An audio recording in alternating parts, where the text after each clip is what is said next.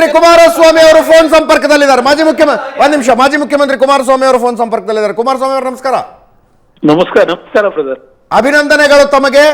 ಕರ್ನಾಟಕದಲ್ಲಿ highest second highest ಸ್ವಲ್ಪ confusion ಇದೆ, ಲೀಡ್ ತಮ್ಮದು. ಅಭಿನಂದನೆಗಳು. Thank you sir, thank you. ನಾವು ಏನು ಇಂಟರ್ವ್ಯೂಗೆ ಬಂದಾಗಲೂ ಕೂಡ ಕಣ್ಣು ಮುಚ್ಕೊಂಡು ಗೆಲ್ತೀನಿ, ಸುಲಭವಾಗಿ ಗೆಲ್ತೀನಿ ಅನ್ನುವ ಮಾತನ್ನು ಹೇಳಿದ್ರಿ ತಾವು. ಹೌದು, ಸತ್ಯ ಆಗಿದೆ. ಸತ್ಯ. ಅದೆಲ್ಲ ಜನಗಳೇ ಚುನಾವಣೆ ನಡೆಸಿರೋದು, ನಾನೇನ್ ಚುನಾವಣೆ ನಡೆಸಕ್ಕೂ ಹೋಗ್ಲಿಲ್ಲ. ಅಲ್ಲಿ ಕಾರ್ಯಕರ್ತರು ಜನತೆನೇ ಈ ಚುನಾವಣೆಯಲ್ಲಿ ಇನ್ವಾಲ್ವ್ ಆಗಿ ಅವರೇ ನಡೆಸಿ ಅವ್ರ ಗೆಲುವಿದು, ನನಗೆ ಗೆಲುವಿಗಿಂತ ಹೆಚ್ಚಾಗಿ ಮಂಡ್ಯ ಜಿಲ್ಲೆಯ ಜನತೆ ಗೆಲುವು ಅನ್ನೋದು ನನ್ನ ಪ್ರಾಮಾಣಿಕವಾದಂತ ಅನಿಸಿಕೆ ಇದು. 3:2 ಸರ್. ತಾವು ಸ್ಪರ್ಧಿಸಿದ್ದ, ತಮ್ಮ ಪಕ್ಷ ಸ್ಪರ್ಧಿಸಿದ್ದ 3 ಸ್ಥಾನಗಳಲ್ಲಿ 2 ಸ್ಥಾನ ಗೆದ್ಕೊಂಡಿದೆ. ಕೋಲಾರನು ಗೆದ್ದಿದೆ. ಹೌದು, ಅದನ್ನು ಮೊದಲು ನಿರೀಕ್ಷೆ ಮಾಡಿದ್ವಿ ನಾವು. ಕೋಲಾರದ್ದು ಈ ಬಾರಿ ಗೆಲ್ತೀವಿ ಅಂತಕ್ಕಂಥ ನಿರೀಕ್ಷೆ ಇತ್ತು. ಹಾಸನದ ವಿಷಯದಲ್ಲಿ ಏನು ಅಂದ್ರೆ, ಇದು ಕೈ ಜಾರತ್ತೆ ಕ್ಷೇತ್ರ ಅಂತ ಅನ್ಸಿತ್ತಾ ವೋಟಿಂಗ್ ಆದ್ಮೇಲೆ? ಇದು ನಮಗೆ ಬಿಜೆಪಿ ಜೆಡಿಎಸ್ ನ ಹೊಂದಾಣಿಕೆ ಏನಿದೆ, ಇವತ್ತು ರಾಜ್ಯದ ಜನತೆ ಇದನ್ನ ಒಪ್ಕೊಂಡಿದ್ದಾರೆ ಅಂತಕ್ಕಂಥ ಈ ಒಂದು ಫಲಿತಾಂಶ ನೋಡಿದಾಗ ಓಕೆ ತುಂಬೃದಿಂದ ಸ್ವಾಗತ ಮಾಡಿದ್ದಾರೆ ಈ ಒಂದು ಹೊಂದಾಣಿಕೆಯನ್ನು. ನನ್ನ ಎಕ್ಸ್ಪೆಕ್ಟೇಷನ್ ನಾವು 25 ಸೀಟ್ ಪಾಸ್ ಮಾಡಲೇಬೇಕಾಗಿದ್ದಂಥದ್ದು ನನ್ನ ಮೊದಲು ಇದ್ದಂಥದ್ದು ಹೊಂದಾಣಿಕೆ ಮಾಡ್ಕೊಂಡಾಗ. ಎಲ್ಲ ಒಂದ್ ಕಡೆ ನಾವು ಏನೊಂದು ಆ ನಿರೀಕ್ಷೆ ಇಟ್ಕೊಂಡಿದ್ವು, ಈ 25 ಗುರಿ ಮುಟ್ಟತಕ್ಕಂಥದ್ರಲ್ಲಿ ನಮ್ಮಗಳ ಸ್ವಲ್ಪ ಸ್ವಯಂಕೃತ ಅಪರಾಧ ಇದೆ. ಜನಗಳು ನಮ್ಮನ್ನು ತಿರಸ್ಕಾರ ಮಾಡ್ಲಿಲ್ಲ. ನನ್ನ ಅಭಿಪ್ರಾಯದಲ್ಲಿ ನಮ್ಮ ಕೆಲವು ಮಿಸ್ಟೇಕ್ಗಳು ನಮ್ಮ ಸಂಘಟನೆಯಲ್ಲಿ ಸ್ವಲ್ಪ, ಯಾಕಂದ್ರೆ ನಾನು ಯಾರನ್ನು ಟೀಕೆ ಮಾಡ್ಲಿಕ್ಕೆ ಹೋಗಲ್ಲ.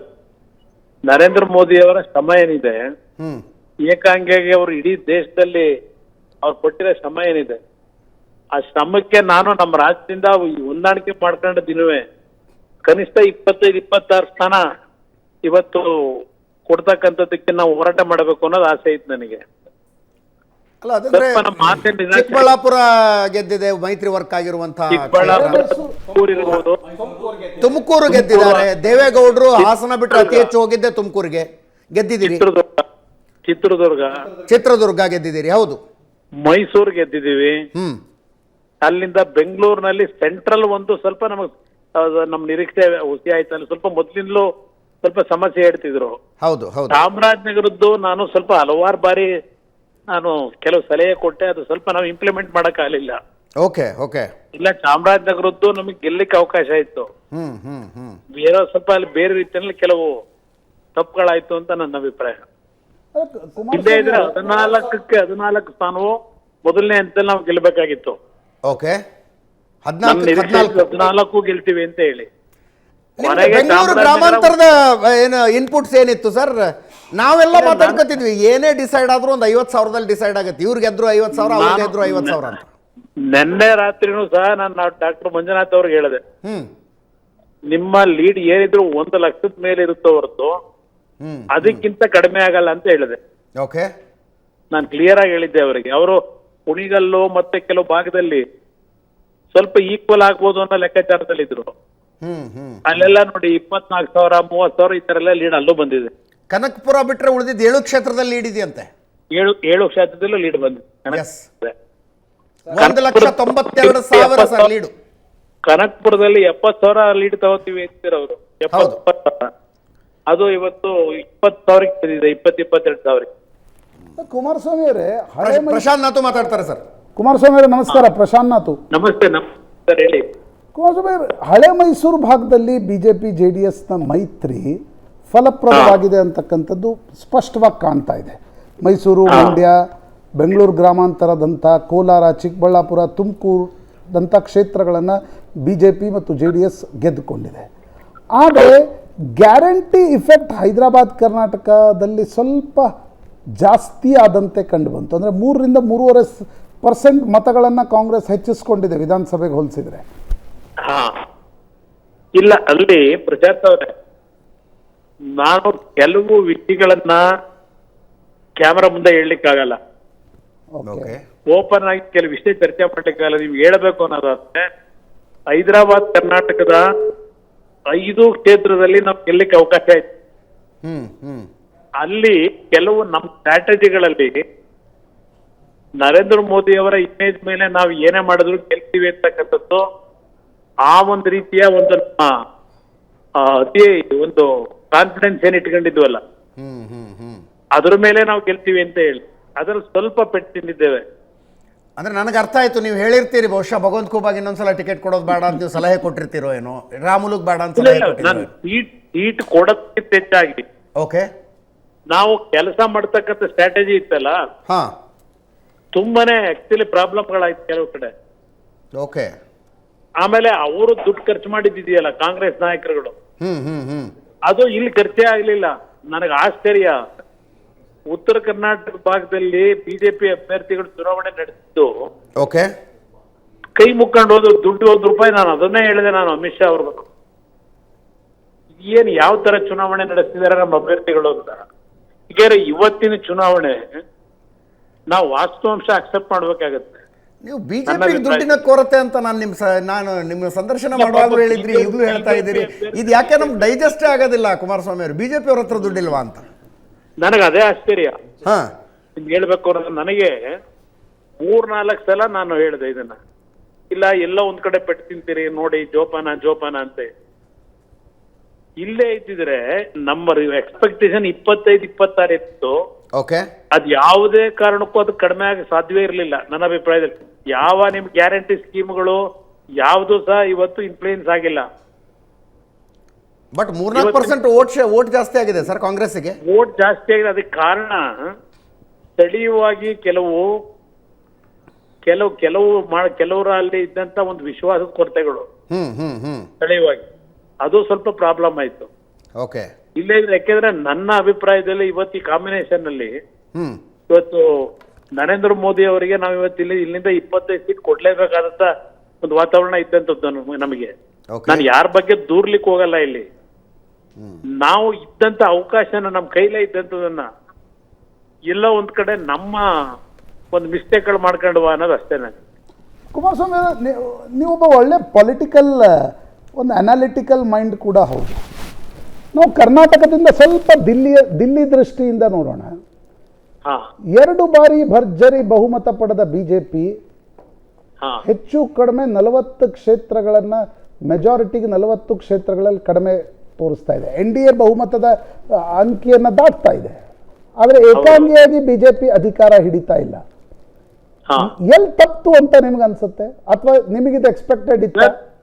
ಈಗ ಪ್ರಶಾಂತ್ ಅವರೇ, ಇಲ್ಲಿ ನನಗೆ ಒಂದು ತಿಂಗಳು ಮುಂಚೆನೆ ಕೆಲವೊಂದು ಎಕನಾಮಿಕ್ ಟೈಮ್ಸ್ ಅಲ್ಲಿ ಮತ್ತೆ ಇನ್ನೊಂದು ಹಿಂದೂ ಪತ್ರಿಕೆ ಇರಬೇಕು, ಈ ಶೇರ್ ಬಜಾರ್ನಲ್ಲಿ ಇದು ಇನ್ವೆಸ್ಟರ್ಸ್ ಇದಾರಲ್ಲ ಕೆಲವು ಮಿಡ್ಲ್ ಮೆನ್ಗಳು, ಅವರ ರಿಯಾಕ್ಷನ್ಗಳನ್ನ ನಾನು ಒಂದು ತಿಂಗಳು ಮುಂಚೆನೆ ನೋಡಿದೆ. ನಾನು ಇದನ್ನ ಕೆಲವು ಕಡೆ ಚರ್ಚೆನೂ ಮಾಡಿದೆ ನಿಮ್ಗೆ ಹೇಳ್ಬೇಕು ಅನ್ನೋದಾದ್ರೆ. ಯಾತಕ್ಕೋ ಇವೆಲ್ಲ ನೋಡಿದ್ರೆ ಶೇರ್ ಮಾರ್ಕೆಟ್ ನಲ್ಲಿ ಇದೆಲ್ಲ ಸ್ವಲ್ಪ ವೇರಿಯೇಷನ್ ಆಗ್ತಾ ಇದೆ. ಇವತ್ತು ಈ ಒಂದು ವಾತಾವರಣ ಏನ್ ನಿರ್ಮಾಣ ಆಗ್ತದೆ, ಸ್ವಲ್ಪ ಸ್ಟ್ರಾಟಜಿ ಬದಲಾವಣೆ ಮಾಡ್ಕೋಬೇಕಾಗತ್ತೆ ಅಂತ ಹೇಳಿ ಇದು 1 ತಿಂಗಳು ಮುಂಚೆನೆ ಇದೇನು ಕೆಲವೆಲ್ಲ ಈ ರಿಸಲ್ಟ್ಗಳ ಬಗ್ಗೆ ಚರ್ಚೆಗಳು ಪ್ರಾರಂಭ ಆಯ್ತು.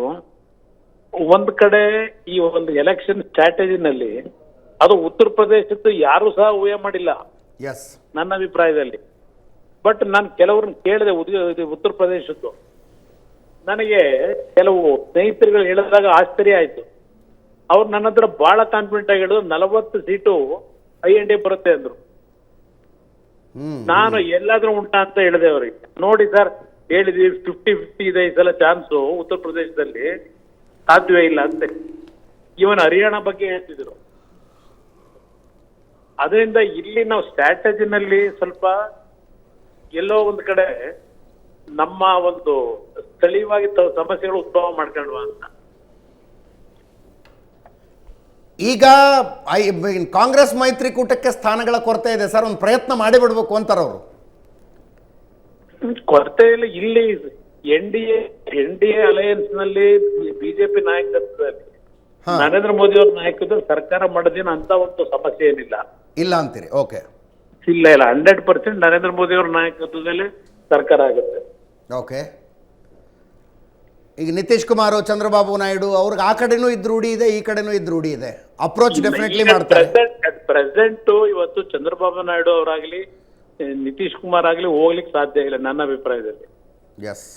ಬಟ್ ಕುಮಾರಸ್ವಾಮಿ ಅವರೇ 25 ನಿಮ್ಮ ಮೈತ್ರಿಕೂಟಕ್ಕೆ ಬಂದಿದ್ರೆ ನನಗೆ ಆ ಎಕ್ಸಿಟ್ ಪೋಲ್ನ 25 ನೋಡಿದಾಗ ಅನಿಸ್ತಾ ಇತ್ತು BJP JDSನ ಮೈತ್ರಿಕೂಟ ಎಷ್ಟು ದಿನ ಮುಂದುವರಿಯುತ್ತೆ ಅನ್ನೋದ್ರ ಬಗ್ಗೆ ನನಗೆ ಸಂದೇಹಗಳಿದ್ವು. ಬಟ್ 16-2 ಕೇಂದ್ರದಲ್ಲಿ ಶಾರ್ಟ್ ಆಫ್ ಮೆಜಾರಿಟಿ, ಈ ಮೈತ್ರಿಕೂಟ ಮುಂದುವರಿಯುತ್ತೆ ಅನ್ನೋದರ ಸಂಕೇತನ? ಇಲ್ಲ, ನಾನು ಒಂದು ಮೈತ್ರಿ ಬಗ್ಗೆ ಚರ್ಚೆಗೆ ಕರೆದಾಗ ಅಮಿತ್ ಶಾ ಅವರು, ನಡ್ಡಾ ಅವರು ಕರೆದಾಗ ನಾನು ಆಕ್ಚುಲಿ ಈ ವಿಷಯದಲ್ಲಿ ಲಾಂಗ್ ಟರ್ಮ್ ಅಲ್ಲಿ ಕರ್ನಾಟಕದಲ್ಲಿ ನಾವು ಒಂದು ಅಲಯನ್ಸ್ ಅಲ್ಲೇ ಹೋಗಬೇಕು ಅಂತ. ಯಾಕೆಂದ್ರೆ ಇದು ನ್ಯಾಚುರಲ್ ಅಲಯನ್ಸ್ ಇದೆ. ಬಿಜೆಪಿ ಮತ್ತು JDS ಏನಿದೆ, ಇವತ್ತು ಬಿಜೆಪಿ ಇರ್ತಕ್ಕಂಥ ಮೆಜಾರಿಟಿ ಲೀಡರ್ಸ್ ಏನಿದ್ದಾರೆ ಅವರೆಲ್ಲ ಜನತಾ ಪರಿವಾರದ ಲೀಡರ್ಗಳೇ. ಆಮೇಲೆ ಬಿಜೆಪಿ ವರ್ಕರ್ಸ್ಗೂ JDS ವರ್ಕರ್ಸ್ಗೂ ಸ್ಥಳೀಯವಾಗಿ ಅಂತ ದೊಡ್ಡ ಮಟ್ಟದ ಕ್ಲಾಶ್ ಇಲ್ಲ, ಒಂದು ವಿಶ್ವಾಸದಲ್ಲಿದ್ದಾರೆ. ಇವತ್ತು ನಿಮ್ಗೆ ಹೇಳ್ಬೇಕು ಅನ್ನೋದಾದ್ರೆ, ಈ ಚುನಾವಣೆಯಲ್ಲಿ JDS ನ ಕಾರ್ಯಕರ್ತರು ಅದು ಸಣ್ಣ ಸಂಖ್ಯೆಯಲ್ಲಿ ಇರಲಿ ದೊಡ್ಡ ಸಂಖ್ಯೆಯಲ್ಲಿ ಇರಲಿ ಪ್ರಾಮಾಣಿಕವಾಗಿ ಕೆಲಸ ಮಾಡಿದ್ರು ಈ ಚುನಾವಣೆಯಲ್ಲಿ ಎಲ್ಲ ಕಡೆ. ಅದನ್ನ ಬಿಜೆಪಿ ನಾಯಕರುಗಳೇ ಹೇಳ್ತಾರೆ. ಇವತ್ತು ನಮಗಿಂತ ಹೆಚ್ಚಾಗಿ ಈ ಚುನಾವಣೆಯಲ್ಲಿ ಕೆಲಸ ಮಾಡಿದ್ದು JDS ಕಾರ್ಯಕರ್ತರು ಅನ್ನೋದನ್ನ ಬಿಜೆಪಿ ಹಲವಾರು ನಾಯಕರುಗಳು ನನ್ನ ಜೊತೆ ಚರ್ಚೆ ಮಾಡಿದ್ರು. ಅದರಿಂದ ಈ ಅಲಯನ್ಸ್ ನಾನು ಏನು ಫಸ್ಟ್ ಡೇ 1 ನಾನು ಕಳೆದ ವರ್ಷ ಜುಲೈ ತಿಂಗಳಲ್ಲಿ ಅಮಿತ್ ಶಾ ಅವ್ರು ನನಗೆ ಇನ್ವಿಟೇಷನ್ ಕೊಟ್ಟಾಗ ಹೋಗಿದ್ದೆ. ಇದು ಲಾಂಗ್ ಟರ್ಮ್ ಅಲ್ಲಿ ಇರಬೇಕು ಅನ್ನೋದು. ಯಾಕಂದ್ರೆ ನಾನು 2006-7ರಲ್ಲಿ ಇದನ್ನ ಅಲಯನ್ಸ್ ನಾನು ಮಾಡ್ಕೊಂಡು ಅವತ್ತು ಸರ್ಕಾರ ಮಾಡಿದ್ದು, ಇದು ಮುಂದುವರಿಸಬೇಕು ಅಂತಲೇ ಮಾಡಿದ್ದು. ಆದ್ರೆ ಆ ಟೈಮ್ನಲ್ಲಿ ಕೆಲವರು ನಾನು ಮಾಡದಿರೋ ತಪ್ಪು ಕೆಲವರು ಹಾಳು ಮಾಡಿದ್ರು ಸೇರ್ಕೊಂಡು. ಇಲ್ಲೇ ಇದ್ರೆ ನನಗೆ ಅವತ್ತೂ ಆ ಅಲಯನ್ಸ್ ಮುಂದುವರಿಬೇಕು ಲಾಂಗ್ ಟರ್ಮ್ ಅನ್ನೋದಿತ್ತು. ಈಗ ನಾನು ಅವ್ರ ಜೊತೆ ಸಂಬಂಧ ಬೆಳೆಸಿರೋದೇನೆ ಇದು ಲಾಂಗ್ ಟರ್ಮ್ ಅಲ್ಲಿ ಹೋಗ್ಬೇಕು ಅನ್ನೋದಕ್ಕೋಸ್ಕರಲೇ ಮಾಡಿ.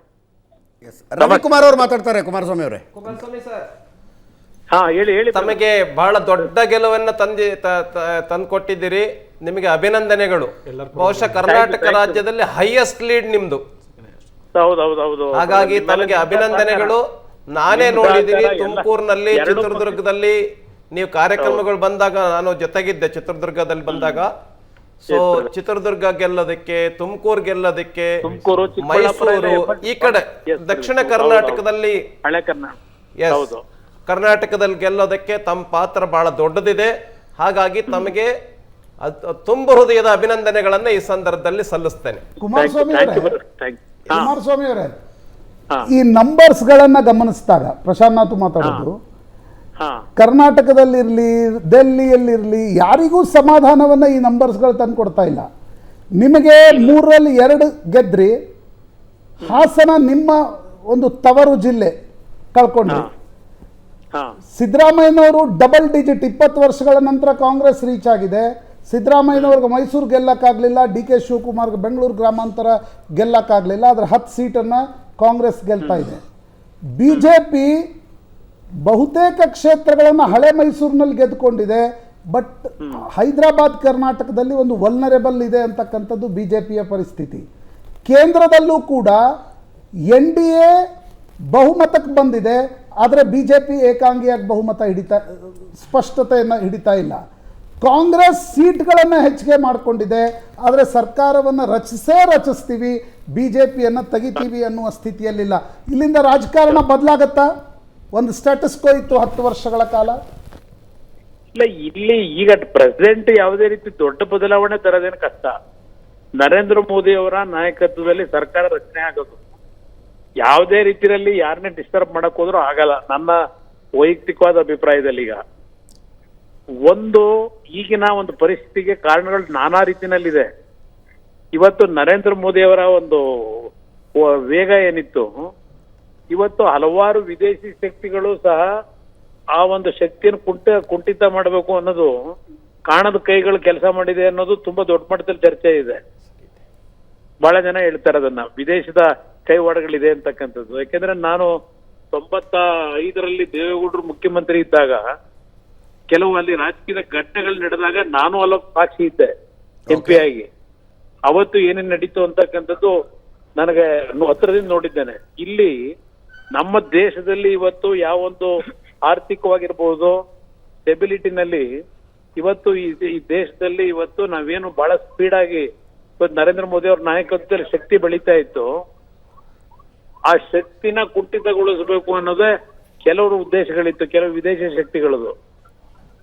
ಅದರಲ್ಲಿ ಎಲ್ಲೋ ಒಂದು ಕಡೆ ಒಂದು ಸಣ್ಣ ಮಟ್ಟದಲ್ಲಿ ಇವತ್ತು ಹಲವಾರು ರೀತಿಯ ಅಪ್ರಚಾರಗಳ ಮುಖಾಂತರ ಸ್ವಲ್ಪ ಯಶಸ್ಸು ಕಂಡ್ರೆ ಅನ್ನುವಂತಕ್ಕಂಥದ್ದು ನನ್ನ ಅಭಿಪ್ರಾಯ. ಎಸ್, ಧನ್ಯವಾದ ಕುಮಾರಸ್ವಾಮಿ ಅವರೇ. ಏಷ್ಯಾನೆಟ್ ಸುವರ್ಣ ನ್ಯೂಸ್ ಜೊತೆ.